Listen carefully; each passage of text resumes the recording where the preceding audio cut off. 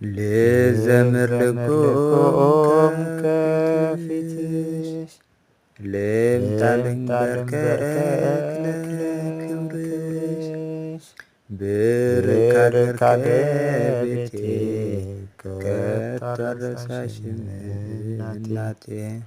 ከቶ አልረሳሽም እናቴ ኪዳነ ምሕረት እናቴ ሚስጥረኛዬ ጓዳዬ